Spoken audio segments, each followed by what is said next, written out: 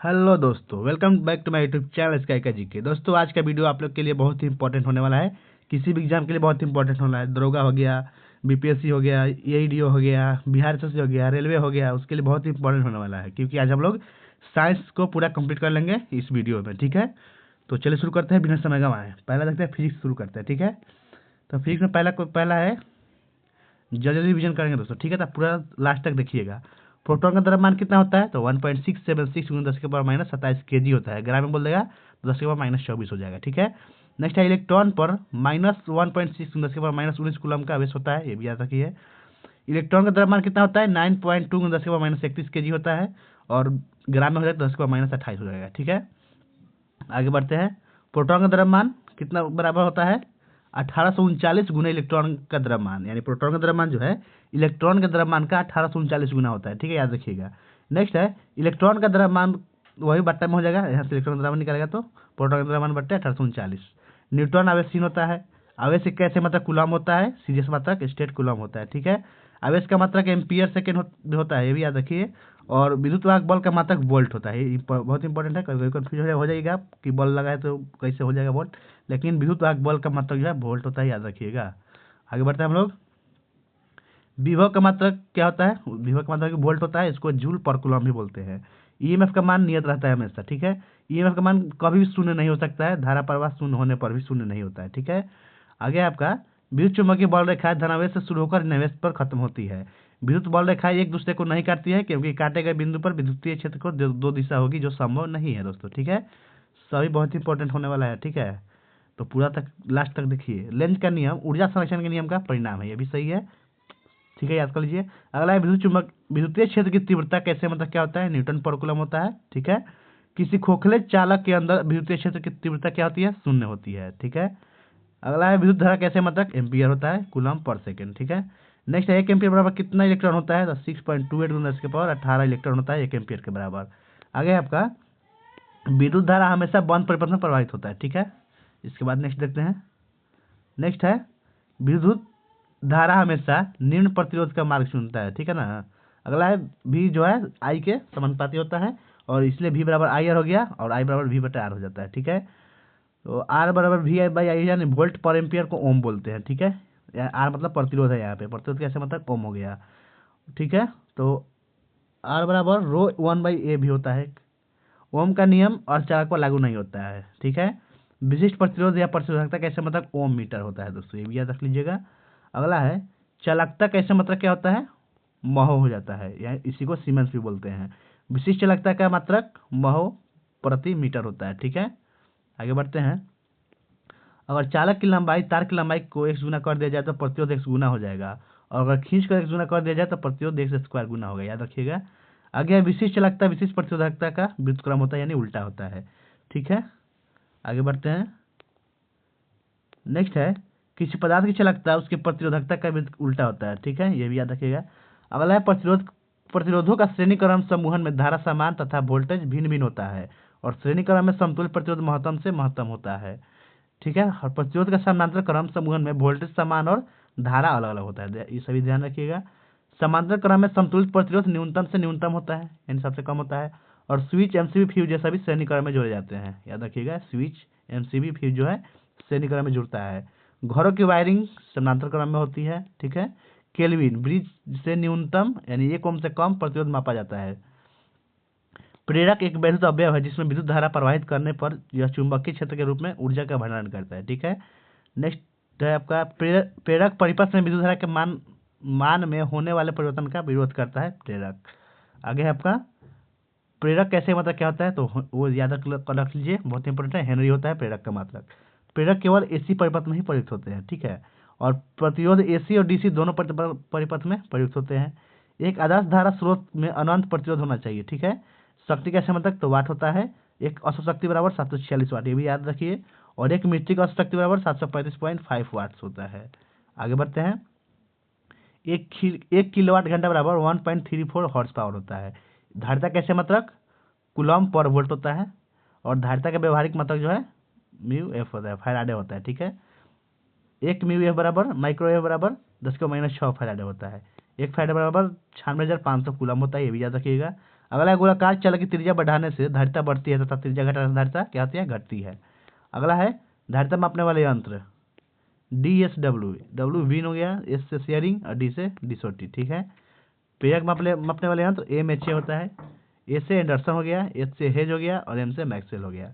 Been bridge आवृत्ति भी मापता है, ठीक है। शेयरिंग ब्रिज से रिलेटिव परमिटिविटी भी मापी जाती है। उसके बाद शेयरिंग ब्रिज से ये तो हो गया। संधारित्र एक ऐसी व्यवस्था है जिसके द्वारा आवेश की उपयुक्त मात्रा को एकत्रित किया जा सकता है, ठीक है दोस्तों। अगला है संधारित्र AC और DC दोनों पर कार्य करता है। संधारित्र DC को रोकता है तथा AC को प्रवाहित करता है, ध्यान रखिए। आगे बढ़ते हैं। नेक्स्ट है इसके बाद प्रदीपन का मात्रक क्या होता है बताइए। तो प्रदीपन का मात्रक लक्स होता है या मीटर कैंडल होता है, ठीक है। उसके बाद प्रदीप्ति पुंज का मात्रक ल्यूमेन होता है, याद रखिएगा। अगला है 1 ल्यूमेन बराबर 0.0016 वाट होता है। और प्रदीप्ति तीव्रता कैसे मात्रक कैंडेला होता है, ठीक है दोस्तों। प्रदीप्ति तीव्रता कैसे मात्रक क्या होता है, कैंडेला। एक कैंडल पावर बराबर 0.0201 वाट होता है। लैंप की दक्षता ल्यूमेन पर वाट में मापते हैं, ठीक है। और ताप द्वीप लैंपों में वायु रहित पर वाट में मापी जाती है, ठीक है। बैटरी की दक्षता एम्पियर घंटे में व्यक्त की जाती है। चार्जर AC टू DC में बदलता है, इसलिए चार्जर को रेक्टिफायर भी कहा जाता है। नेक्स्ट है स्टोरेज बैटरी का उपयोग अवधि बढ़ाने में ट्रिकल चार्जिंग से मदद मिलता है। कम समय के लिए उच्च धारा पर चार्ज करना बूस्ट चार्जिंग कहलाता है। लेड एसिड सेल का अनुमानित कार्यकाल 2 से 5 वर्ष होती है। लिथियम सेल का उपयोग अवधि सर्वाधिक होती है, लगभग 3 से 4 वर्ष। नेक्स्ट है लैपटॉप और मोबाइल में लिथियम आयन बैटरी का उपयोग किया जाता है, ठीक है।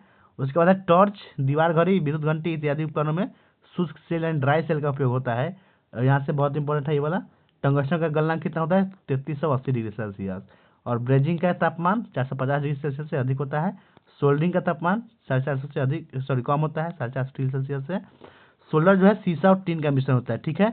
उसके बाद है तापमान, वेल्डिंग, ब्रेजिंग और उसके बाद सोल्डरिंग। आगे बढ़ते हैं। तापमान जो है सबसे ज़्यादा वेल्डिंग में होता है, उसके बाद ब्रेजिंग में, उससे कम सोल्डरिंग में, ठीक है। और मजबूती सबसे मजबूत वेल्डिंग होता है, उसके बाद ब्रेजिंग, उससे सबसे स्लो होता है, कम होता है मजबूत। सोल्डरिंग सबसे कम मजबूत है, ठीक है। चुंबकीय प्रभाव की खोज कौन किया था, HC ऑस्टेड ने किया था, याद रखिएगा HC ऑस्टेड। रासायनिक प्रभाव की खोज माइकल फैराडे ने किया था, ये भी याद रखिए। किरचॉफ का प्रथम नियम आवेश या धारा के संरक्षण के सिद्धांत का पर आधारित है, ठीक है, याद रखिएगा। आगे बढ़ते हैं। किरचॉफ का द्वितीय नियम ऊर्जा संरक्षण के सिद्धांत पर कार्य करता है, ठीक है दोस्तों। नेक्स्ट है खुला परिपथ में विद्युत धारा का मान क्या होता है, शून्य होता है। खुला परिपथ में वोल्टेज का मान भी शून्य नहीं होता है वोल्टेज, लेकिन धारा शून्य होता है। खुला परिपथ में प्रतिरोध अनंत होता है। 1 कूलम बराबर 6.25 × 10⁻18 इलेक्ट्रॉन होता है, ये तो याद ही होगा आपको। अगर दो तार समानांतर में एक ही दिशा में धारा प्रवाहित हो तो वे एक दूसरे को आकर्षित करेंगे, ठीक है, याद रखिएगा। और टोस्टर का तापमान अवयव नाइक्रोम का बना होता है, ठीक है। आगे बढ़ते हैं। रडार का पूरा नाम क्या होता है, radar radio detection and ranging होता है, ठीक है। सक्रिय घटक परिपथ को ऊर्जा प्रदान करता है। निष्क्रिय घटक से तात्पर्य है यह विद्युत ऊर्जा परिपथ को प्रदान नहीं करता है, बल्कि ऊर्जा का खपत ही करता है। एक आदर्श धारा स्रोत में आंतरिक प्रतिरोध अनंत होना चाहिए तथा आंतरिक चालकता जो है शून्य होना चाहिए, ठीक है, याद रखिएगा। आगे है एक आदर्श वोल्टेज स्रोत का आंतरिक प्रतिरोध शून्य तथा आंतरिक चालकता अनंत होनी चाहिए। नेक्स्ट है DC सर्किट का सभी नियम AC सर्किट के लिए लागू होगा, जबकि AC सर्किट के केवल प्रतिरोध धारण किया रहेगा, ठीक है। फिल्टर परिपथ में प्रेरक का कार्य AC के ब्लॉक और DC के को पारित करना का होता है, ठीक है, फिल्टर काम होता है वो। अगला है बड़ी मोटरों की सुरक्षा के लिए HRC हाई रेप्ट्यूरिंग कैपेसिटी फ्यूज उपयोग होता है, ठीक है। आगे बढ़ते हैं। अचालकों के वोल्टेज सहन सीमा को पैरा विद्युत सामर्थ्य कहते हैं, याद कर लीजिएगा। अगला है माइकल का पैरा विद्युत सामर्थ्य। नेक्स्ट क्वेश्चन है दोस्तों कि अचालकों के वोल्टेज सहन सीमा जो है पैरा विद्युत सामर्थ्य कहते हैं उसको, ठीक है। अगला है माइकल का पैरा विद्युत सामर्थ्य 20 से 40 kV/mm होता है, याद रख लीजिएगा।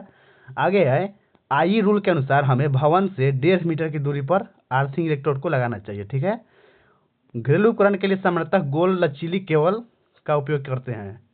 नेक्स्ट है घरेलू उपयोग हेतु 230 वोल्ट IQ सप्लाई का उपयोग किया जाता है। चुंबकीय प्रबलता का सबसे अधिक ध्रुवों पर तथा सबसे कम बीच में होता है, ये भी याद कर लीजिएगा, इंपॉर्टेंट है।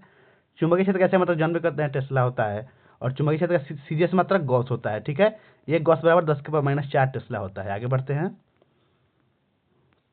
नेक्स्ट है हमारे देश में AC उत्पन्न करने की समान आवृत्ति कितना है, 50 हर्ट्ज है, ठीक है। DC की आवृत्ति 0 होती है। 1 RMS बराबर 707 और आई मैक्स या 1/√2 आई मैक्स, ठीक है। ERMS होता है 0.707 ई मैक्स या 1/√2 ई मैक्स, ठीक है। प्राय सभी विद्युतीय मापांक यंत्र एसी का RMS मान ही दर्शाते हैं, याद रखिएगा। आगे है हमारे घरों में सिंगल फेज वोल्टेज का मान RMS वोल्टेज में होता है। शुद्ध प्रतिरोधी परिपथ में विद्युत धारा एवं वोल्टेज इन फेज रहते हैं, ठीक है।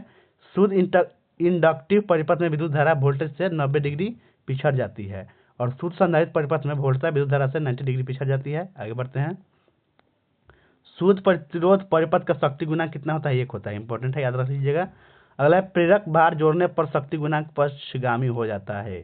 संधारित्रीय भार जोड़ने पर शक्ति गुणांक अग्रगामी हो जाती है। और 3 क्यू प्रणाली में तारों का फेज अनुक्रम RYB होता है। R से रेड, Y से येलो हो गया और B से ब्लू हो गया, ठीक है। आगे है G से ग्रीन होता है जो भू संपर्क के लिए होता है और B ब्लैक क्या होता है? न्यूट्रल होता है, ये याद कर लीजिएगा, कलर वाला भी। आगे है चुंबक का दोनों ध्रुव सामर्थ्य बराबर होती है, ठीक है। चुंबकीय लंबाई तथा ज्यामितीय लंबाई का अनुपात 0.84 होता है। छड़ चुंबक के चारों ओर पैदा हुई चुंबकीय बल रेखाओं की दिशा उत्तरी ध्रुव से दक्षिण ध्रुव की ओर होती है तथा चुंबक के अंदर दक्षिण से उत्तर की तरफ होता है, ठीक है। अगला है चुंबकत्व वाहक बल की इकाई एम्पियर, टर्न AT है, इस NI से प्रदर्शित करते हैं इसको, ठीक है। चुंबकीय फ्लक्स का यूनिट आपको याद होगा वेबर होता है। और फ्लक्स घनत्व कैसे मतलब क्या होता है? वेबर प्रति मीटर स्क्वायर होता है। आगे बढ़ते हैं दोस्तों। तो नेक्स्ट है चुंबकीय घनत्व चुंबकीय प्रेरण फ्लक्स घनत्व के पर्यायवाची शब्द हैं, ठीक है। 1 मैक्सवेल बराबर 10⁸ वेबर होता है, ये भी याद कर लीजिएगा। फ्लेमिंग के वाम हस्त नियम पर मोटर आधारित है, याद कर लीजिएगा, बहुत इंपॉर्टेंट है ये वाला, ठीक है। अगला भी इंपॉर्टेंट है, फ्लेमिंग के दायां हस्त नियम पर जनित्र काम करता है, ठीक है। एक डोमेन में 10⁸ से 10⁻21 तक परमाणु होते हैं। सोलेनॉइड की क्रोड में सॉफ्ट आयरन का प्रयोग करते हैं, ठीक है। आगे बढ़ते हैं। पदार्थ का वह गुण जो पदार्थ में चुंबकीय फ्लक्स स्थापित करने में सहायक होता है उसे परमियंस बोलते हैं। BH लूप से पदार्थ की चुंबकशीलता पता लगाते हैं, याद रखिएगा। यदि BH लूप पतला है तो वह चुंबकीय पदार्थ का अच्छा कहलाता है और BH लूप चौड़ा है तो वह मैग्नेटिक मटेरियल खराब होता है। एडी करंट हानि बराबर K BM²F²T² वाट होता है, ठीक है।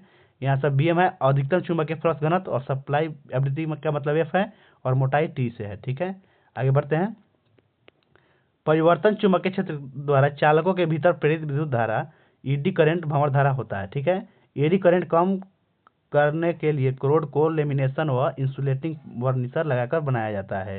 हिस्टोरिसिस हानि WH होता है BM के पावर 1.6 × F × V वाट, ठीक है। यहाँ BM जो है अधिकतम चुंबकीय फ्लक्स घनत्व है और F सप्लाई आवृत्ति हो गया, V से आयतन हो गया, ठीक है।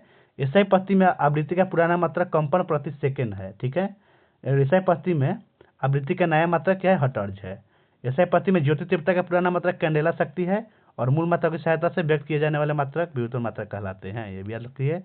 आगे बढ़ते हैं। तो नेक्स्ट है दोस्तों, बहुत लंबी दूरियों को मापने के लिए प्रकाश वर्ष का प्रयोग करते हैं। प्रकाश वर्ष बराबर 9.46 × 10⁻15 मीटर होता है। दूरी मापने की सबसे बड़ी इकाई पारसेक है। 1 पारसेक बराबर 3.26 प्रकाश वर्ष होता है। भौतिक विज्ञान में CGS पद्धति का पूर्ण रूप सेमी ग्राम सेकेंड होता है। बल का CGS पद्धति में मात्रा क्या है? डाइन है, ठीक है। आगे बढ़ते हैं।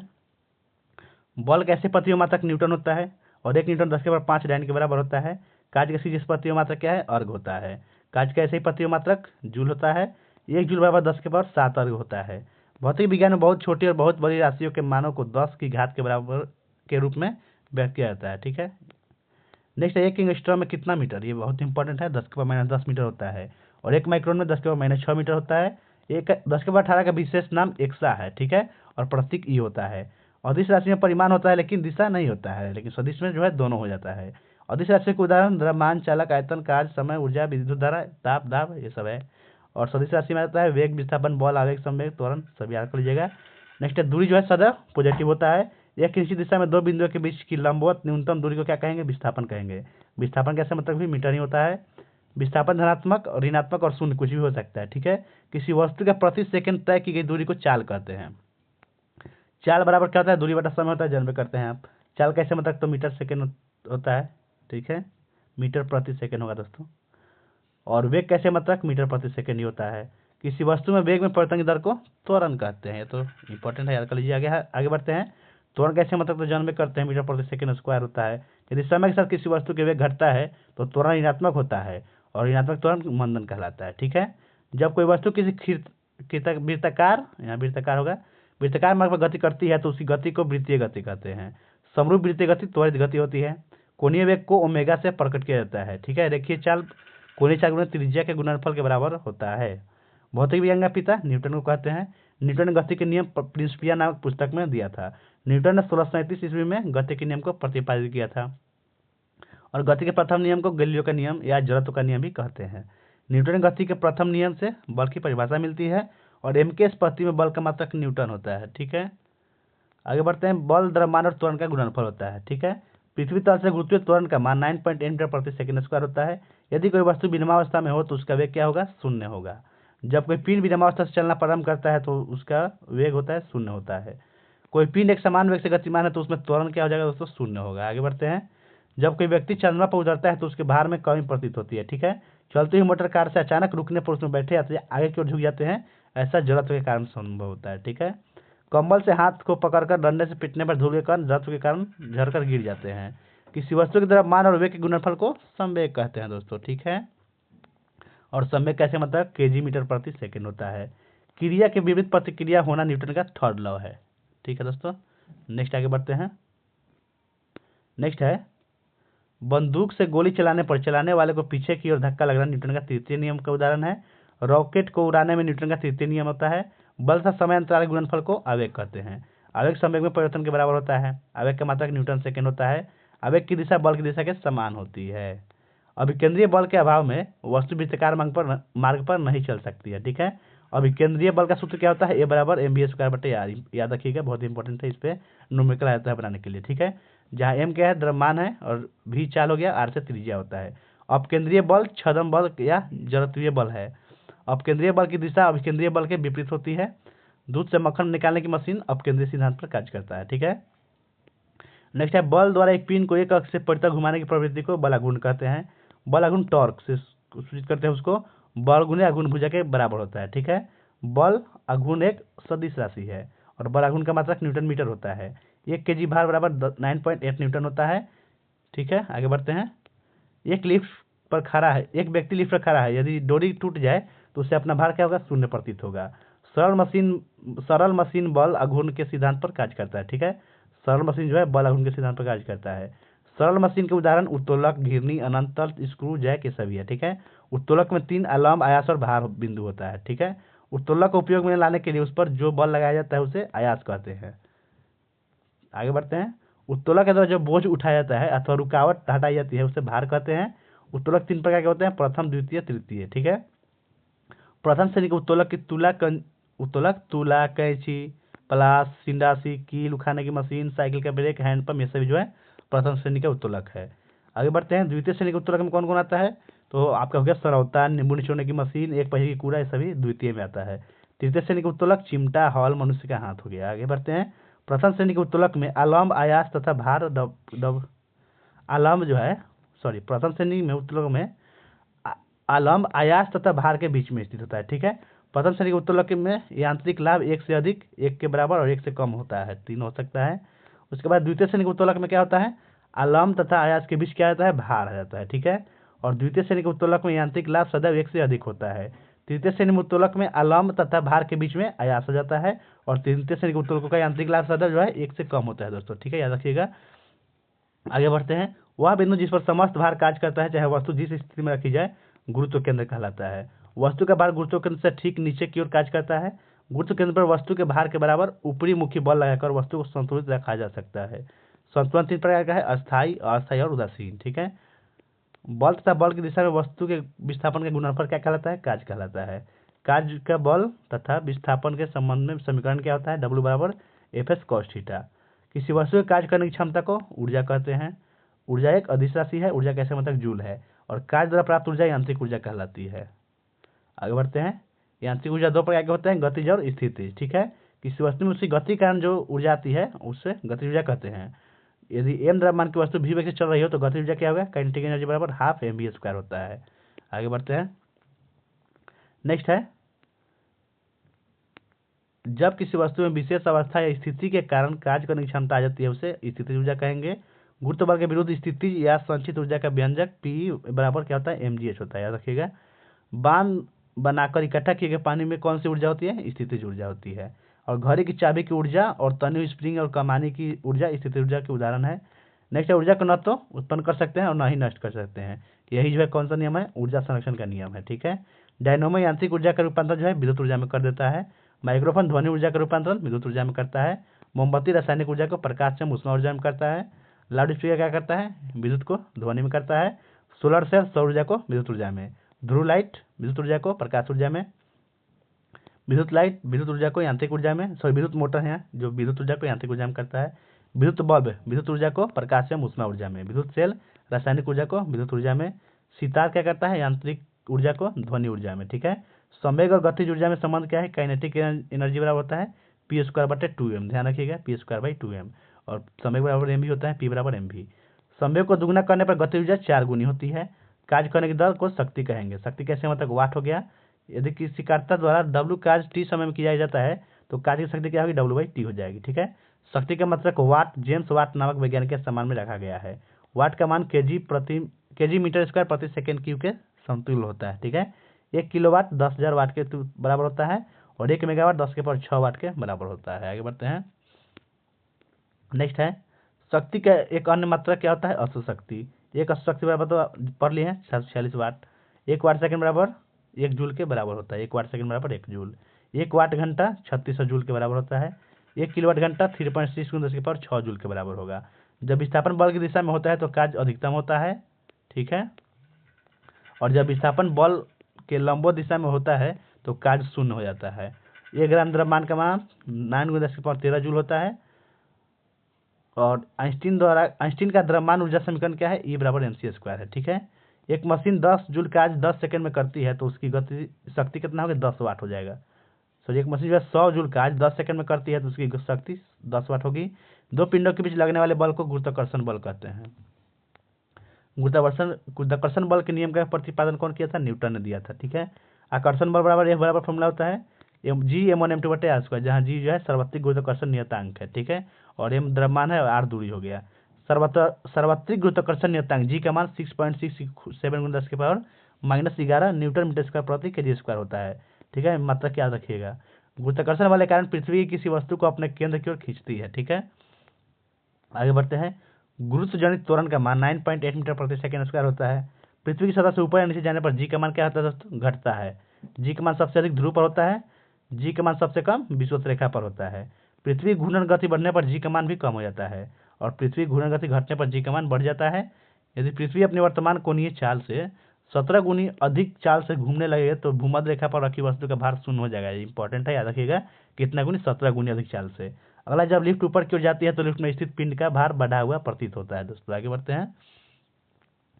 नेक्स्ट है, जब लिफ्ट नीचे की ओर आती है तो लिफ्ट में स्थित पिंड का भार जो है घटा हुआ प्रतीत होता है। ग्रह गति से संबंधित नियम कौन सा है? केपलर ने दिया था इस नियम। ठीक है। किसी ग्रह के चारों ओर परिक्रमा करने वाले पिंड को उस ग्रह का उपग्रह कहते हैं। चंद्रमा पृथ्वी का एक उपग्रह है। उपग्रह की कक्षीय चाल उसकी पृथ्वी तल से ऊंचाई पर निर्भर करती है। ठीक है। आगे बढ़ते हैं। उपग्रह की कक्षीय चाल द्रव्यमान पर निर्भर नहीं करती है, याद रखिएगा। पृथ्वी तल से अति निकट चक्कर लगाने वाले उपग्रह की कक्षीय चाल जो है लगभग 8 किलोमीटर प्रति सेकंड होती है। उपग्रह अपनी कक्षा में पृथ्वी का एक चक्कर जितने समय में लगाता है उसे परिक्रमण काल कहते हैं। पृथ्वी के अति निकट चक्कर लगाने वाले उपग्रह का परिक्रमण काल 1 घंटा 24 मिनट होता है। ठीक है। आगे बढ़ते हैं।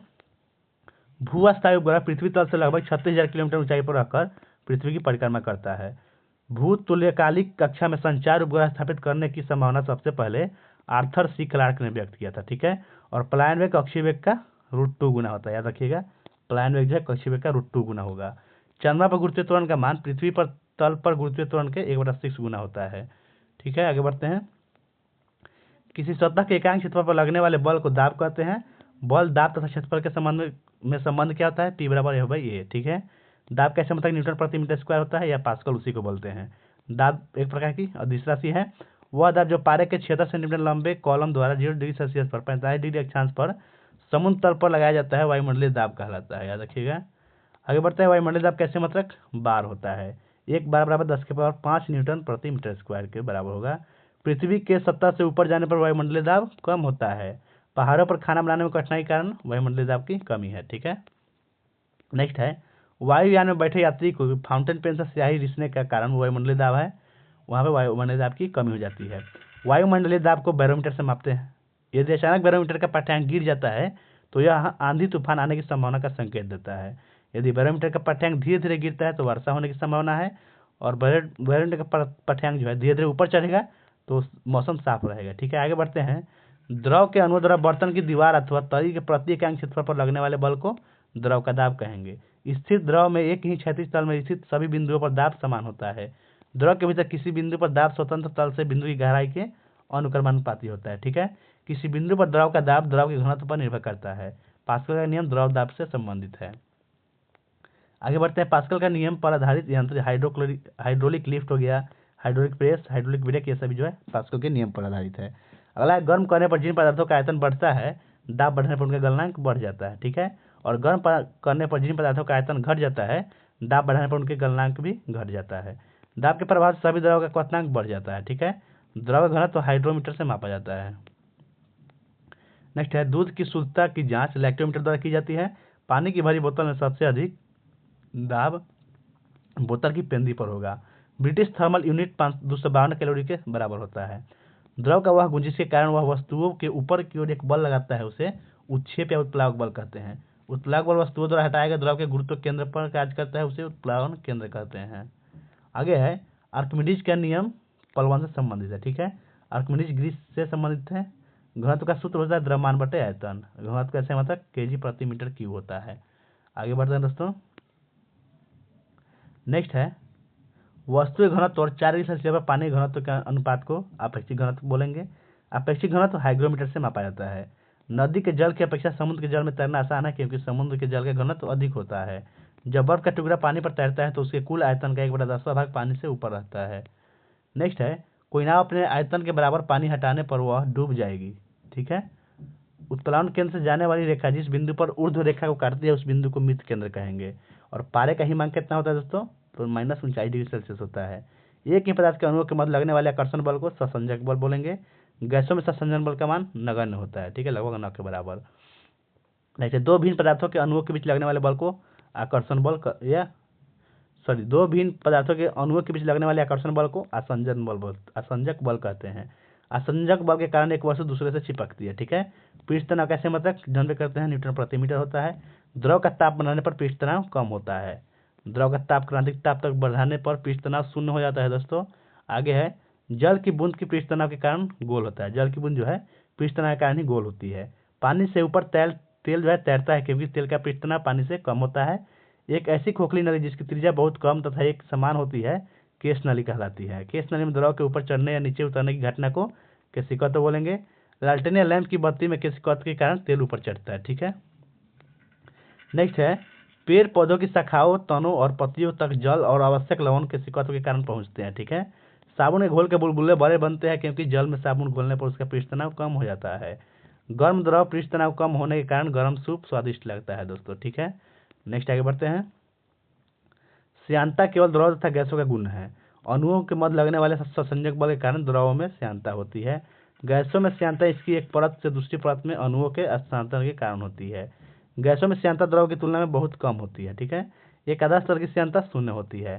ताप बढ़ने पर द्रव की श्यानता जो है घट जाती है, याद रखिएगा। आगे बढ़ते हैं। ताप बढ़ने पर गैसों की श्यानता बढ़ती है। ठीक है, याद रखिए, कंफ्यूज नहीं होइएगा। गैस का श्यानता बढ़ जाएगा ताप बढ़ाने से, और ताप बढ़ाने से द्रव की श्यानता घट जाता है। किसी तरल की श्यानता को उसके श्यानता गुणांक द्वारा मापा जाता है। ठीक है, किसी तरल का श्यानता का ऐसा मात्रक डेका पॉइज या पॉइजली या पास्कल सेकेंड होता है या ईटा भी होता है। ठीक है, सीमांत वेग की अवस्था में वस्तु पर कार्य करने वाले सभी बलों का योग क्या होता है दोस्तों, शून्य होता है। नेक्स्ट है, सीमांत वेग वस्तु की त्रिज्या के अनुक्रमानुपाती होता है।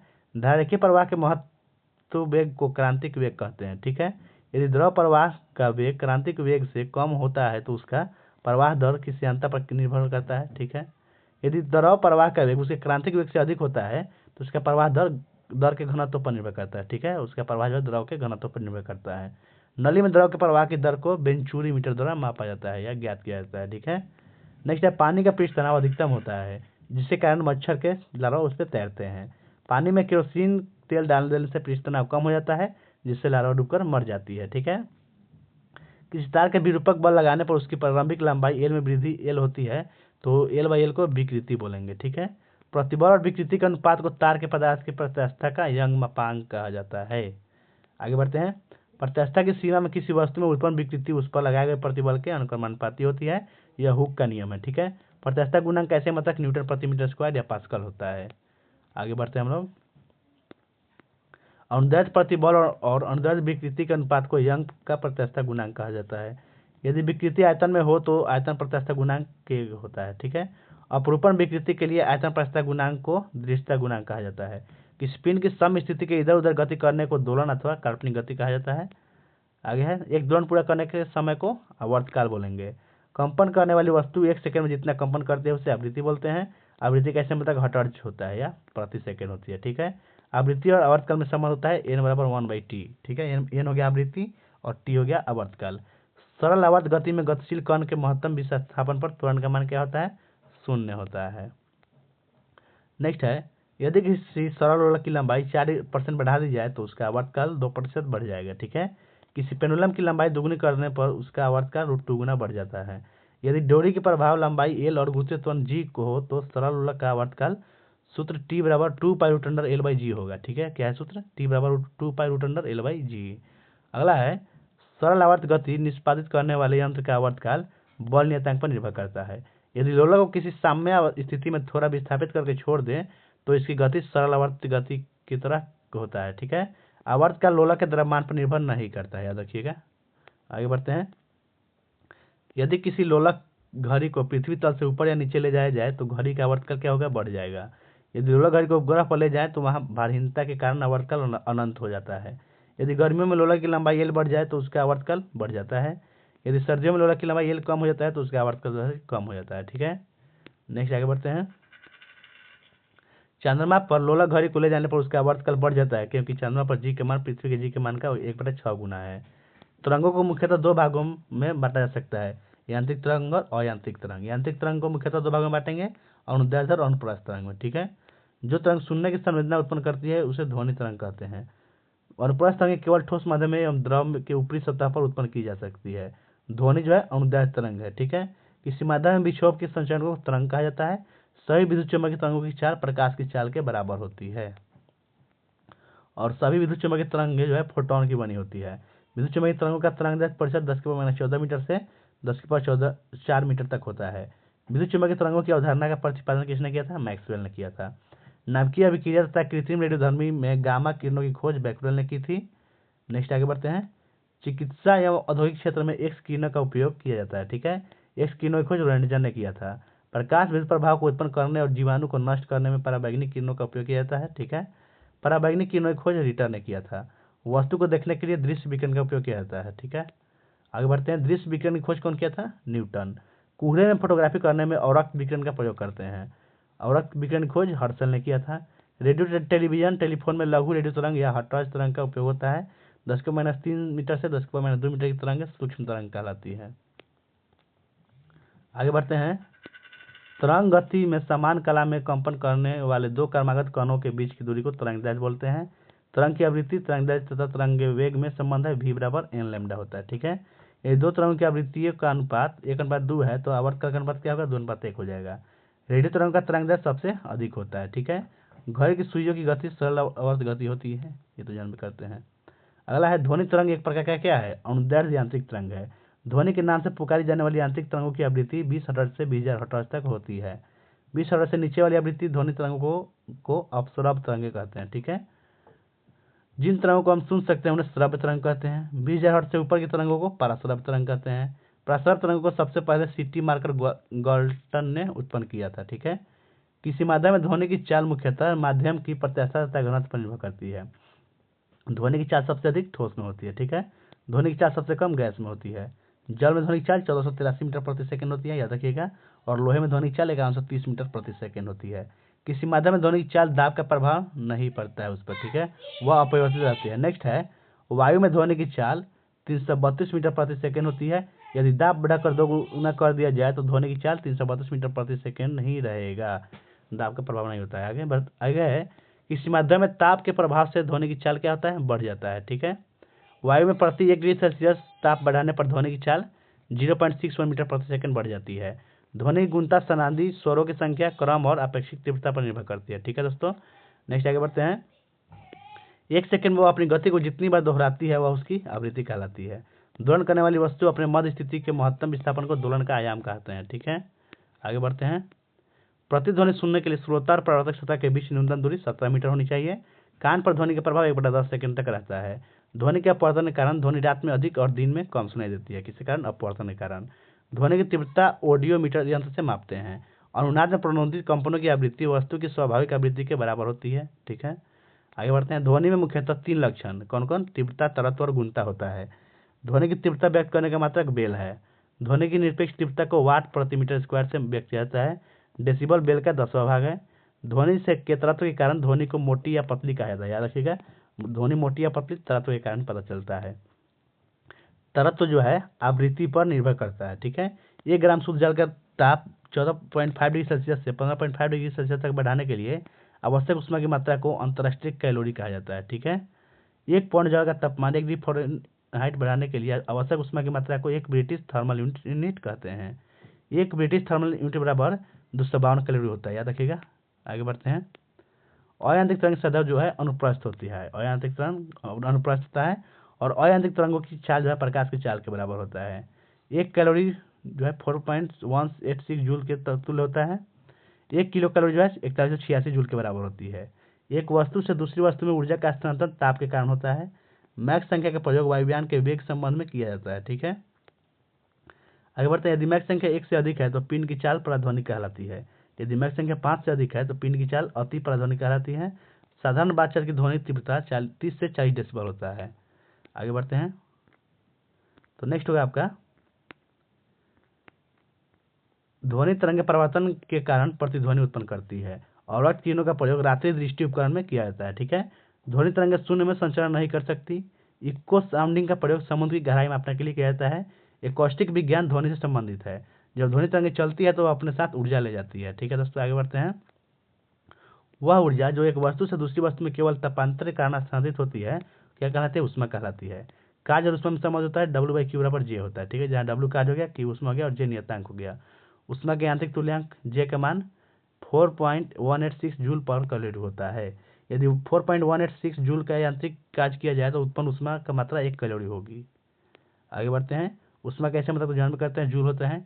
1 ग्राम जल का ताप 10 डिग्री सेल्सियस बढ़ाने के लिए आवश्यक ऊष्मा की मात्रा को कैलोरी बोलेंगे।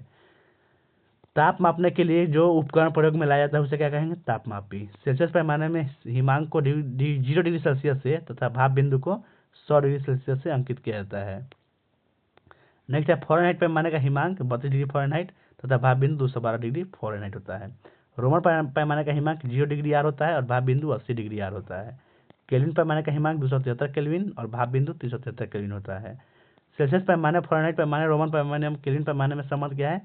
तो ये फॉर्मूला याद रख लीजिएगा। ठीक है, परम शून्य ताप जो है 0 केल्विन यानी -273 डिग्री सेल्सियस के बराबर होता है। पारा का कितना पर जमता है? -39 डिग्री सेल्सियस पर पारा जो है जम जाता है। अल्कोहल जमता है कब? -115 डिग्री सेल्सियस पर अल्कोहल जमता है। 30 डिग्री सेल्सियस से 350 डिग्री सेल्सियस तक के तापमान मापने के लिए द्रव तापमापी का उपयोग करते हैं। ठीक है, और 200 से 1200 डिग्री सेल्सियस तापों को प्लेटिनम प्रतिरोधी तापमापी से मापा जाता है। 200 से 1600 तक के तापों को तापयुक्त तापमापी का प्रयोग करते हैं और सूर्य का ताप पूर्ण विकिरण तापमापी से मापा जाता है। ठीक है, आगे बढ़ते हैं। नेक्स्ट है पूर्ण विकिरण उतापमापी स्टीफन के नियम पर आधारित है। उच्च ताप पर किसी वस्तु के उत्सर्जित विकिरण की मात्रा इसके परम ताप के चतुर्थ घात के अनुक्रमानुपाती होती है। यह नियम किसका? स्टीफन का नियम है। ठीक है, ऊष्मा की वह मात्रा जो पदार्थ के एकांक द्रव्यमान में एकांक वृद्धि उत्पन्न करती है पदार्थ की विशिष्ट ऊष्मा कहलाती है। ठीक है, आगे विशिष्ट ऊष्मा कैसे मतलब क्या होता है? जूल प्रति केजी पर केल्विन होता है। ठीक है, जल की विशिष्ट ऊष्मा धारिता का मात्रा कैलोरी पर ग्राम डिग्री सेल्सियस होती है। किसी पदार्थ के रेखीय प्रसार गुणांक अल्फा, क्षेत्रीय प्रसार गुणांक बीटा तथा आयतन प्रसार गुणांक गामा क्या होता है? संबंध होता है अल्फा अनुपात बीटा अनुपात गामा बराबर 1:2:3 होता है। ठीक है, रेखीय प्रसार गुणांक अल्फा व क्षेत्रीय प्रसार गुणांक बीटा में 2 अल्फा संबंध क्या उसमें? बीटा बराबर 2 अल्फा होता है। ठीक है, रेखीय प्रसार गुणांक व क्षेत्रीय प्रसार गुणांक में क्या संबंध है? तो गामा बराबर 3 अल्फा होता है। ठीक है, 4 डिग्री सेल्सियस ताप पर जल का घनत्व अधिकतम होता है। याद रखिएगा। ऊष्मा के संचरण की 3 चालन और संवहन और विकिरण 3 विधि है। ठीक है, नौ संचालकों द्वारा सोनार अधिकांशतः प्रयोग में लाया जाता है। ठीक है। ध्वनि की तरह आवृत्ति पर निर्भर करती है, तो हो गया। ठोस में ऊष्मा का संचरण चालन विधि से होता है। संवहन विधि में ऊष्मा का संचरण पदार्थ के कणों के स्थानांतरण के द्वारा होता है। गैसीय द्रव में ऊष्मा का संचरण संवहन द्वारा होता है। वायुमंडलीय संवहन विधि द्वारा गर्म होता है वायुमंडल। अच्छे अवशोषक ही अच्छे उत्सर्जक होते हैं, यह कथन किरचॉफ का नियम है। ठीक है। अच्छे अवशोषक अच्छे उत्सर्जक होते हैं, किरचॉफ का नियम। किसी वस्तु की उत्सर्जन क्षमता ई और उसके तरफ परम ताप टी के मध्य संबंध होता है। ठीक है। ई समानुपाती टी के पावर 4 होता है। ठीक है। अगला है अवस्था परिवर्तन में पदार्थ का ताप जो है नहीं बदलता है। वह बिंदु जिस पर तीनों अवस्थाएं ठोस, तरल और गैस एक साथ पाई जाती है उसे त्रिक बिंदु कहा जाता है। नेक्स्ट देखते हैं इसके बाद। निश्चित ताप पर ठोस का द्रव में बदलना गलन कहलाता है। ठीक है। इस निश्चित ताप को ठोस का गलनांक कहते हैं। निश्चित ताप पर द्रव का ठोस में बदलना हिमीकरण कहलाता है। इस निश्चित ताप को द्रव का हिमांक कहते हैं। नियत ताप पर पदार्थ की अवस्था में परिवर्तन के लिए ऊष्मा की आवश्यकता होती है, इसे पदार्थ की गुप्त ऊष्मा कहते हैं। नियत ताप पर ठोस के एकांक द्रव्यमान को द्रव में बदलने के लिए ऊष्मा की मात्रा को गलन की गुप्त ऊष्मा कहा जाता है। सबको ध्यान से सुनिएगा। अगला है बर्फ के लिए गलन की गुप्त ऊष्मा का मान 80 कैलोरी पर ग्राम है। ठीक है। जल के लिए वाष्पन की गुप्त ऊष्मा का मान 540 कैलोरी पर ग्राम है। सबको दोनों को याद रखना है, दोनों बहुत इंपॉर्टेंट है। अगला है पदार्थ की गुप्त ऊष्मा एल, पदार्थ का द्रव्यमान एम और अवस्था परिवर्तन के लिए आवश्यक ऊष्मा क्यू में संबंध क्या है, तो क्यू बराबर एम एल होता है। ठीक है।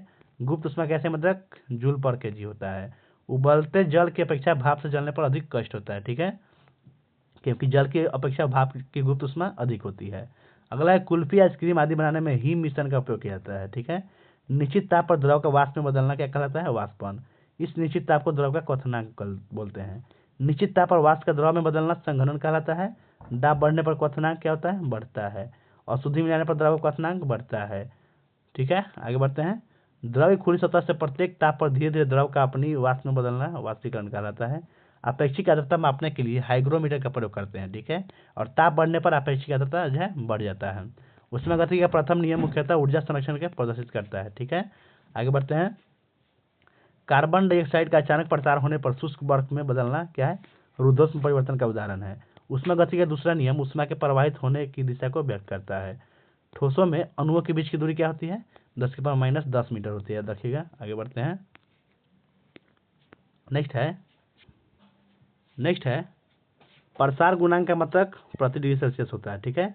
बॉयल के नियम अनुसार ताप जो है स्थिर रहता है। चार्ल्स के नियम अनुसार दाब स्थिर रहता है और दाब के नियम से आयतन स्थिर रहता है। ठीक है। गैस समीकरण क्या होता है, पीवी इक्वल टू एनआरटी होता है। पीवी इक्वल टू एनआरटी में आर का अंकिक मान कितना होता है, 8.31 जूल पर मोल पर केल्विन होता है। ठीक है। आगे बढ़ते हैं।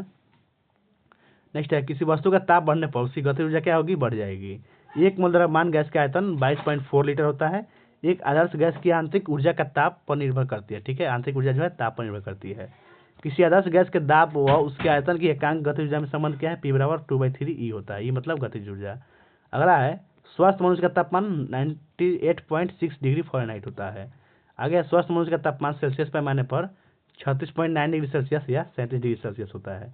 दो वस्तुओं के तापमान में फ़ारेनहाइट पैमाने पर 63 डिग्री फ़ारेनहाइट का अंतर है और 2 सेल्सियस पैमाने में पर यह अंतर जो है 35 डिग्री का होगा। ठीक है। अगला है आंतरिक ऊर्जा की संकल्पना ऊष्मागतिकी के प्रथम नियम है। ठीक है। ताप मापी परिवर्तन में ताप अपरिवर्तित रहती है। आगे बढ़ते हैं। ठोस कपूर से कपूर वाष्प बनने की प्रक्रिया को ऊर्ध्वपातन कहते हैं। ठीक है। 40 डिग्री फ़ारेनहाइट पैमाना व सेल्सियस पैमाना समान होते हैं -40 डिग्री सेल्सियस 40 डिग्री पर। ठीक है। किसी तांबे के गोले को गर्म करने पर आयतन में वृद्धि होगी। सेल्सियस पैमाने में और फ़ारेनहाइट पैमाने में संबंध है, ये तो फार्मूला है, याद कर लीजिए। आगे बढ़ते हैं। सब फार्मूला पहले हो गया। नेक्स्ट है आणविक संगठन के द्वारा ऊष्मा का संप्रेषण संवहन कहलाता है। ठीक है। और बोलोमीटर एक यंत्र है जो ऊष्मीय विकिरण को मापता है। नेक्स्ट आगे बढ़ते हैं। नेक्स्ट क्वेश्चन है दोस्तों, केल्विन पैमाने पर ऋणात्मक तापमान नहीं मापे जा सकते। ऊष्माधारिता का मात्रक जूल पर केल्विन होता है। बंद कमरे में पंखा चला देने पर कमरे का ताप क्या होगा, बढ़ जाएगा। 1 ग्राम जल को 0 डिग्री फ़ारेनहाइट से 0 डिग्री सेल्सियस तक गर्म करने के लिए 17.7 कैलोरी ऊष्मा की आवश्यकता होगी। काजल की अवशोषण क्षमता सबसे अधिक होती है। ठीक है। दोपहर के समय सूर्य से आने वाली किरणें अधिक गर्म होती है क्योंकि वायुमंडल में दूरी कम होने के कारण ऊष्मा का अवशोषण कम होता है। अगला है रुद्धोष्म परिवर्तन में ऊष्मा अपरिवर्तित रहती है। ठीक है। अच्छे उत्सर्जक अच्छे अवशोषक होते हैं, यह जो किरचॉफ का नियम है। पूर्णतः कृष्ण पिंड की अवशोषकता 1 होती है। ठीक है। अगला है विकिरण विधि द्वारा सूर्य में प्रकाश की किरणें पृथ्वी पर आती है। किस विधि द्वारा, विकिरण विधि। किसी वस्तु का ताप 4 गुना कर दिया जाए तो उष्मा की दर क्या होगी? 256 गुना हो जाएगी। उष्मा का सबसे अच्छा चालक चांदी है।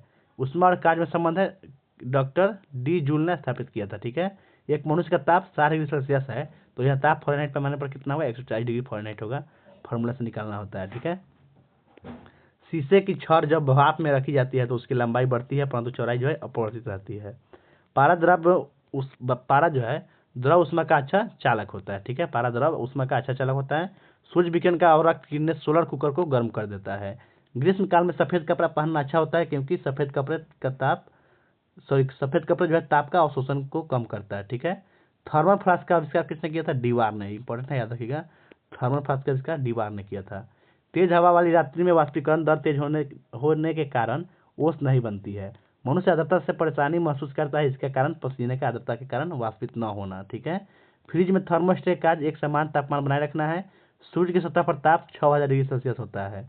160 डिग्री फ़ारेनहाइट पर फ़ारेनहाइट पैमाना सेंटीग्रेड पैमाने का दुगुना होता है। आगे बढ़ते हैं हम लोग। सेल्सियस में 27 डिग्री सेल्सियस 300 केल्विन के बराबर होगा। प्रकाश एक ऊर्जा है। ठीक है, प्रकाश एक अनुप्रस्थ तरंग है। प्रकाश की तरंग दैर्ध्य का प्रकाश क्या होता है? 3900 एंगस्ट्रॉम से 7800 एंगस्ट्रॉम तक होता है। प्रकाश विद्युत प्रभाव एवं क्रॉम्पटन सिद्धांत की व्याख्या आइंस्टीन द्वारा प्रतिपादित प्रकाश के फोटोन सिद्धांत द्वारा की जाती है। ठीक है, प्रकाश के वेग की गणना सबसे पहले कौन किया था? रोमर ने किया था। वायु या निर्वात में प्रकाश की चाल 3×10⁸ मीटर प्रति सेकेंड होता है। प्रकाश की चाल माध्यम के अपवर्तनांक पर निर्भर करती है। माध्यम के अपवर्तनांक माध्यम में प्रकाश की चाल और निर्वात में प्रकाश की चाल के बीच का संबंध क्या होता है? म्यू बराबर c/म्यू। ठीक है, यानी माध्यम में अपवर्तनांक बराबर होता है माध्यम में प्रकाश की चाल बटे निर्वात में प्रकाश की चाल बटे माध्यम में प्रकाश की चाल, यानी सी बटा यहाँ भी हो जाएगा। गलती लिख दिया, म्यू लिख दिया। ठीक है, यहाँ भी कर लीजिए। ठीक है, आगे बढ़ते हैं।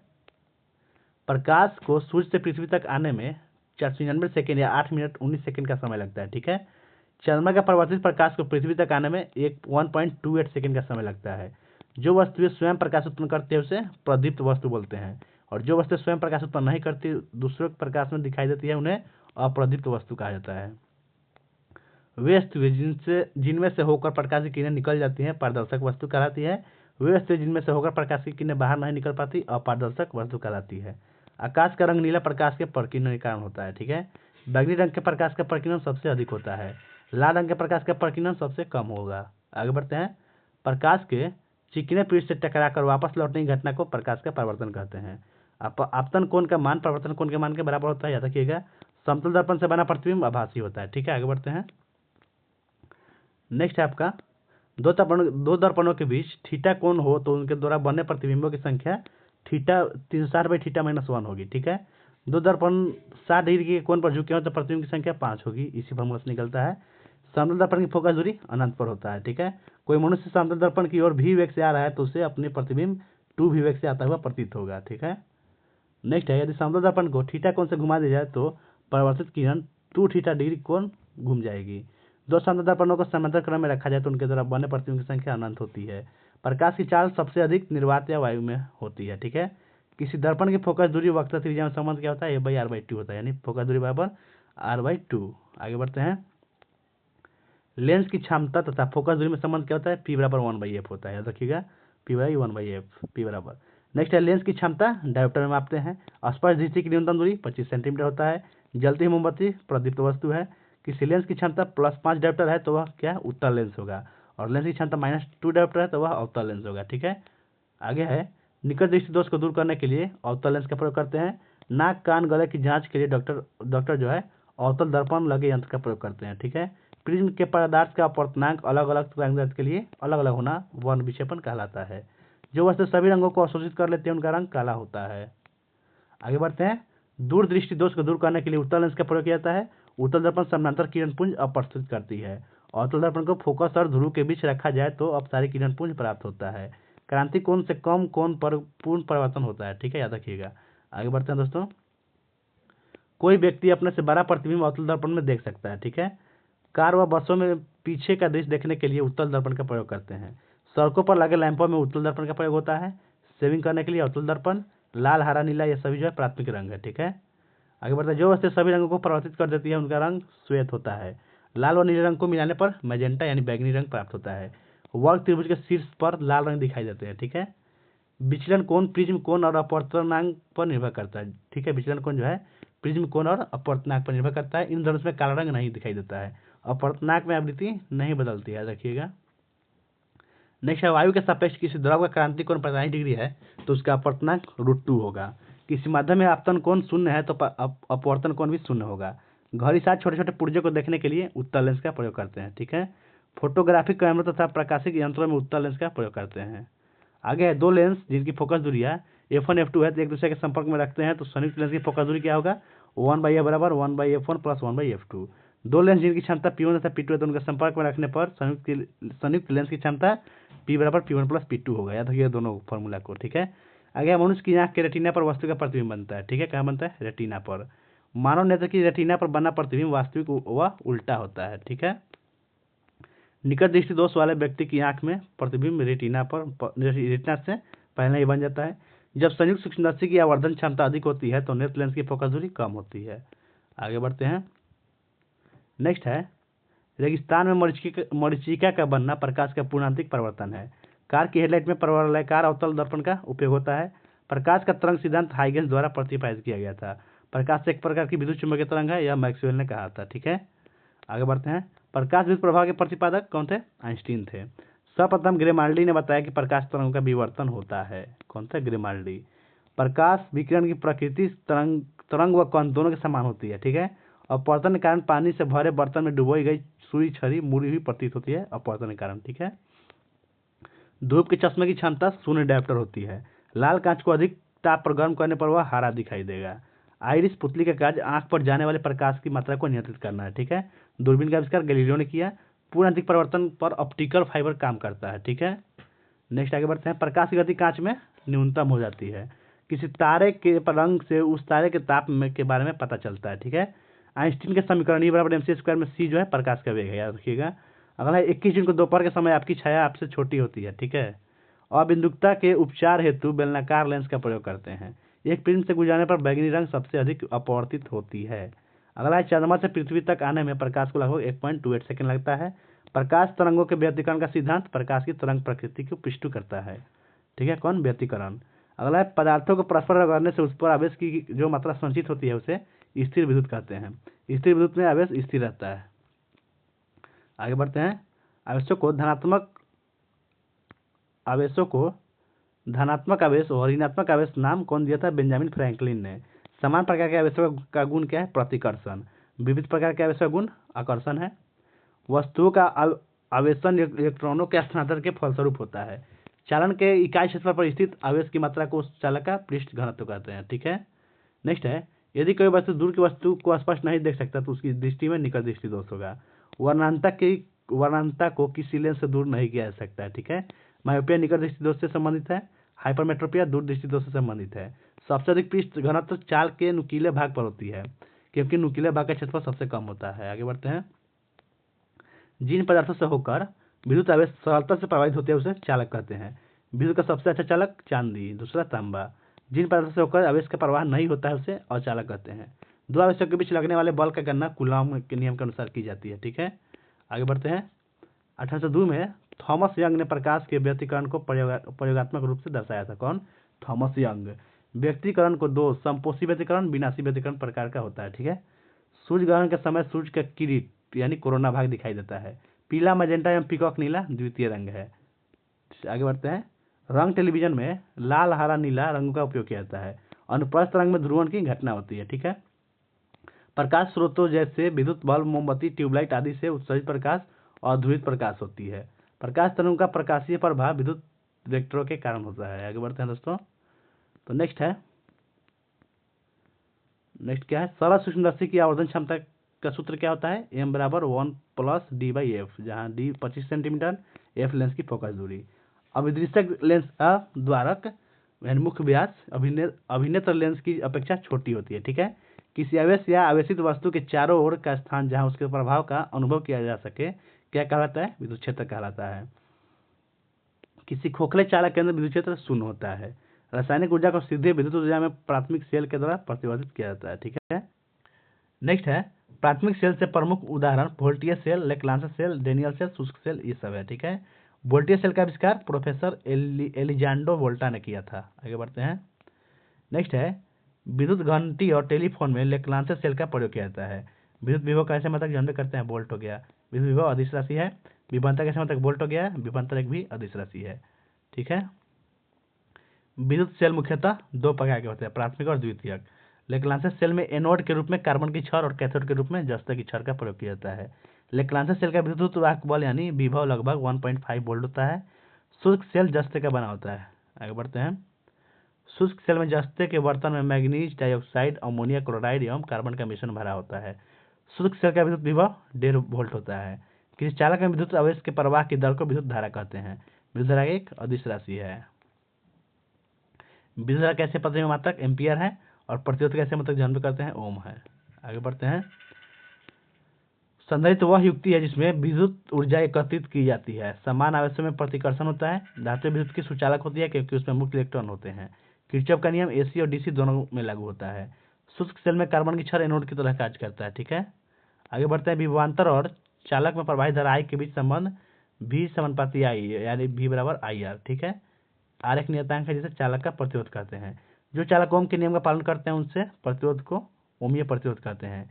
मैग्नीज के तार में ओमीय प्रतिरोध होता है। ठीक है। जो चालक ओम के नियम का पालन नहीं करते हैं उनके प्रतिरोध को अनोमीय प्रतिरोध कहा जाता है।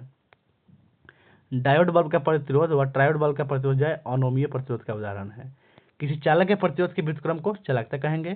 चालकता कैसे मतलब ओम इनवर्स होता है या महो या सीमेन भी बोलते हैं। सूत्र R बराबर रो व L बाई ए में रो को चालक का विशिष्ट प्रतिरोध, L चाल की लंबाई और ए जो है अनुप्रस्थ के क्षेत्रफल कहा जाता है। ठीक है। आगे किसी चालक के विशिष्ट प्रतिरोध के व्युत्क्रम को चालक की विशिष्ट चालकता कहते हैं। विशिष्ट चालकता का ऐसे मतलब ओम इनवर्स मीटर इनवर्स होता है। ठीक है। जब R1 R2 R3 ओम के 3 प्रतिरोधों को श्रेणी क्रम में जुड़े हो तो उनका तुल्य प्रतिरोध क्या होगा, लाइन से जुड़ जाएगा, यानी R बराबर R1 plus R2 plus R3। ठीक है। और जब R1 R2 R3 ओम 3 प्रतिरोधों समानांतर क्रम में जुड़े हो तो उनका तुल्य प्रतिरोध होगा 1/R1 बराबर 1/R1 plus 1/R2 plus 1/R3। विद्युत परिपथ में ऊर्जा के क्षय होने की दर को शक्ति कहते हैं। विद्युत शक्ति कैसे मतलब वाट होता है। किलोवाट घंटा मात्रा के तुल्य होगा वोल्ट गुना एम्पियर गुना घंटा बटे 1000 या वाट गुना घंटा बटे 1000। ठीक है। आगे बढ़ते हैं। नेक्स्ट है विद्युत धारा को एम्पियर में मापने के लिए अमीटर का प्रयोग किया जाता है। अमीटर को सदा श्रेणी क्रम में लगाया जाता है। याद रखिएगा अमीटर जो है हमेशा श्रेणी क्रम में लगाया जाता है। एक आदर्श अमीटर का प्रतिरोध 0 होना चाहिए। वोल्ट मीटर का प्रयोग परिपथ में किन्हीं दो बिंदुओं के बीच विभवांतर मापने में किया जाता है और विभवांतर को सदा समानांतर क्रम में लगाया जाता है। ठीक है। वोल्ट मीटर समांतर में लगता है विभवांतर को। अगला है एक आदर्श वोल्ट मीटर का प्रतिरोध क्या होगा, अनंत होगा। विद्युत फ्यूज टीन में 63% और सीसा 37% के मिश्र धातु का बना होता है। ठीक है। विद्युत फ्यूज जो है टीन और सीसा के मिश्र धातुओं का बना होता है। गैल्वेनोमीटर की सहायता से 10⁻⁶ एम्पियर तक की विद्युत धारा को मापा जा सकता है। किससे, गैल्वेनोमीटर से। ट्रांसफार्मर का एसी वोल्टेज का उपचयन या अपचयन करना, यानी उच्च एसी वोल्टेज को निम्न एसी वोल्टेज में और निम्न एसी वोल्टेज को उच्च एसी वोल्टेज में बदलना है। विद्युत फ्यूज सदा जो है परिपथ के साथ श्रेणी क्रम में जुड़ा होता है। ठीक है। ट्रांसफार्मर की रोड नरम लोहे की बनी होती है। ट्रांसफार्मर प्रत्यावर्ती धारा के लिए उपयुक्त होता है। घरों की विद्युत धारा प्रत्यावर्ती धारा होती है। ट्रांसफार्मर विद्युत चुंबकीय प्रेरण के सिद्धांत पर कार्य करता है। याद रखिएगा विद्युत ऊर्जा को यांत्रिक ऊर्जा में बदलने वाले यंत्र को विद्युत मोटर कहते हैं। पृथ्वी के ध्रुव पर नमन कोण 90 होता है। याद रखिएगा पृथ्वी के ध्रुव पर नमन कोण 90 और विषुवत रेखा पर नमन कोण 0 डिग्री। विद्युत वाहक बल का मात्रक जूल पर कूलम होता है। सेल का विद्युत वाहक इलेक्ट्रॉनों की प्रकृति पर निर्भर करता है। ठीक है। आवेशन क्रिया में इलेक्ट्रॉन का हस्तांतरण होता है। धातुओं में विद्युत चालन मुक्त इलेक्ट्रॉनों द्वारा होता है। विद्युत हीटर का तार नाइक्रोम का बना होता है। आगे बढ़ते हैं। घरों में मुख्य लाइन के तार एक गर्म व दूसरा ठंडा होता है। घरों में प्रयोग होने वाले यंत्रों को समानांतर क्रम में लगाया जाता है। विद्युत बल्ब का तंतु जो है टंगस्टन का बना होता है। घरों में विद्युत ऊर्जा किलोवाट घंटा पर यूनिट में मापी जाती है। ठीक है। विद्युत धारा आई आवेश Q तथा समय T में संबंध क्या है, Q बराबर IT होता है। आगे बढ़ते हैं। नेक्स्ट है कांच की छड़ को रेशम से रगड़ने पर धन आवेशित हो जाती है। छड़ जो है धन आवेशित हो जाती है। ठीक है। अति चालकता का लक्षण उच्च पारगम्यता है। 100 वाट बल्ब यदि 10 घंटे जले तो 1 इकाई विद्युत धारा खर्च होगी। नेक्स्ट है त्वरित चालक का आविष्कार बेंजामिन फ्रैंकलिन ने किया था। ये तो हो गया पहले ही। प्रत्यावर्ती धारा को दिष्ट धारा में दिष्टकारी परिवर्तन करता है। ठीक है। अगला है मानव शरीर शुष्क के विद्युत प्रतिरोध के परिणाम की कोटि कितना होता है, 16 ओम होता है। नेक्स्ट आगे बढ़ते हैं। सॉरी दोस्तों यहाँ 10⁶ होगा। ठीक है। 10⁶ ओम होता है। ठीक है। विद्युत उत्पन्न करने के लिए यूरेनियम का प्रयोग करते हैं। विद्युत मरकरी लैंप में कम दाब पर पारा भरा होता है। इस्पात से अस्थायी चुंबक बनाए जाते हैं। ठीक है, विद्युत अपघटन के नियम की खोज फैराडे ने किया था। बिजली के पंखे की गति बदलने के लिए रेगुलेटर का प्रयोग करते हैं। आगे बढ़ते हैं, डायनामो खोज कौन किया था? फैराडे ने किया था।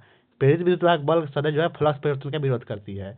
चुंबक लोहे को अपनी ओर आकर्षित करती है, इस गुण को चुंबकत्व कहते हैं। चुंबकत्व का कारण आवेशों की गति है। चुंबकीय क्षेत्र का मात्रक गॉस होता है। ठीक है, आगे बढ़ते हैं, 1 न्यूटन एम्पियर 10⁴ गॉस के तुल्य होता है। चुंबक में सबसे ज्यादा चुंबकत्व ध्रुव पर होता है और चुंबक के दो ध्रुवों को मिलाने वाली रेखा को चुंबकीय अक्ष कहते हैं। चुंबक चुंबकीय पदार्थों में प्रेरण द्वारा चुंबकत्व उत्पन्न कर देता है। ठीक है, चुंबक के समान ध्रुवों के बीच प्रतिकर्षण होता है। आगे बढ़ते हैं, तो नेक्स्ट है आपका चुंबकीय क्षेत्र की तीव्रता क्या है? एक सदिश राशि है। चुंबकीय क्षेत्र की तीव्रता का मात्रक न्यूटन पर एम्पियर मीटर या वेबर प्रति मीटर स्क्वायर या टेस्ला होता है। ठीक है, चुंबकीय कंपास की सुई चुंबकीय उत्तर व चुंबकीय दक्षिण की ओर इंगित करता है। ठीक है, ध्रुवों पर नमन कोण 90 डिग्री होता है। प्रति चुंबकीय पदार्थ जस्ता, बिस्मथ, तांबा, चांदी, सोना, हीरा ये सब प्रति चुंबकीय है। आगे बढ़ते हैं, तो नेक्स्ट है आपका लोहा का क्यूरी ताप पूछ लेता है। तो लोहा का क्यूरी ताप 780 डिग्री सेल्सियस है, याद रखिएगा। नेक्स्ट है, वे पदार्थ जो चुंबकीय क्षेत्र में रखने पर क्षेत्र की दिशा में प्रबल रूप से चुंबकीय हो जाती है, लौह चुंबकीय पदार्थ कहलाती है।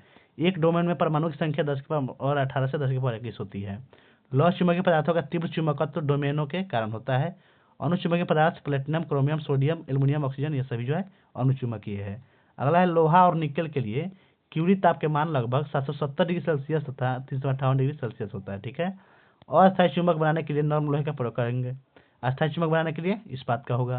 किसी स्थान पर भौगोलिक याम्योत्तर तथा चुंबकीय याम्योत्तर के बीच के कोण को दिक्पात कोण बोलते हैं। ठीक है, आगे बढ़ते हैं दोस्तों, पृथ्वी के ध्रुव तथा विषुवत रेखा पर क्रमशः नमन कोण का 90 डिग्री तथा 0 होता है।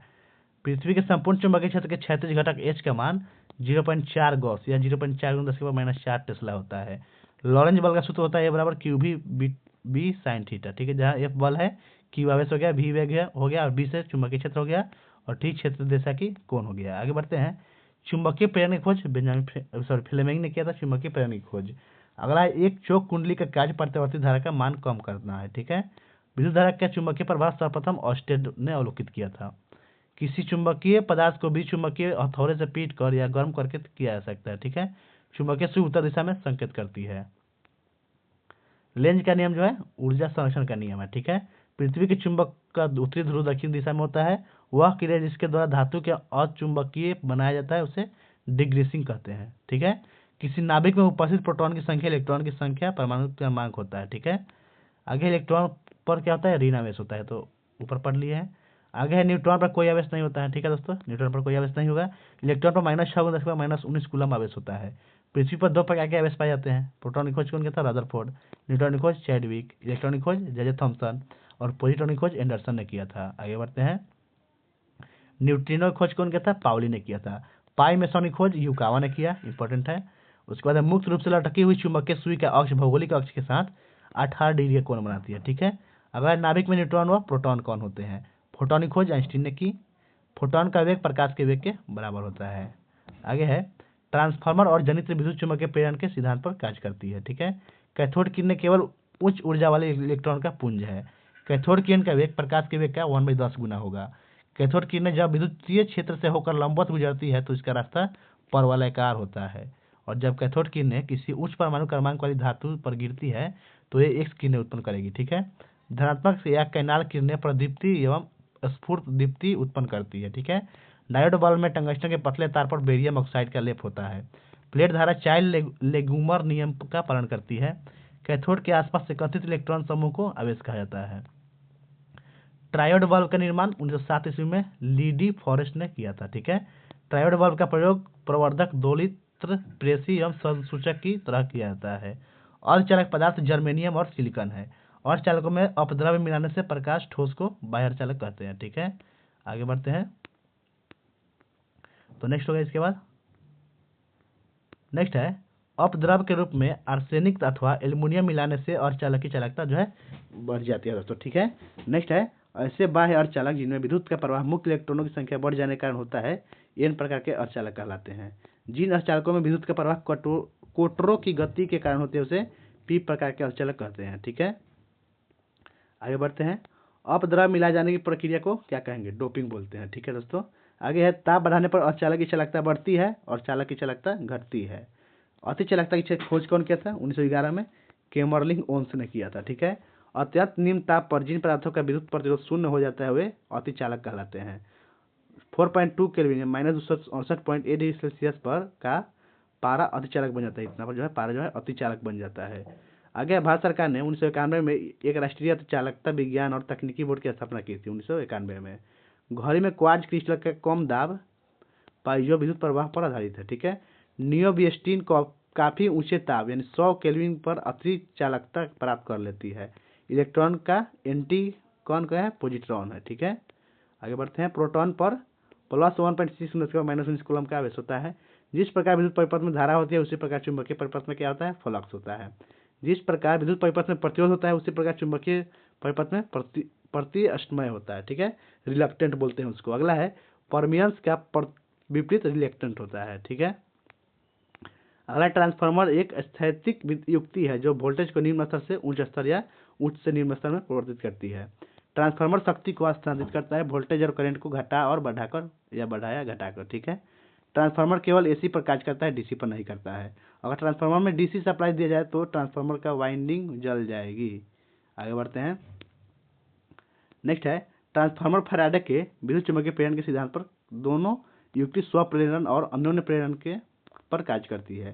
ट्रांसफार्मर एसी की शक्ति तथा आवृत्ति नहीं बदलती है।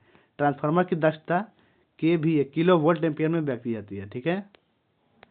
बहुत अच्छे ट्रांसफार्मर की दक्षता इफिशियंसी 90 से 95 से 99% होती है। ट्रांसफार्मर एक रोड परतदार सिलिकॉन इस्पात का बना होता है। एडी करंट हानि को कम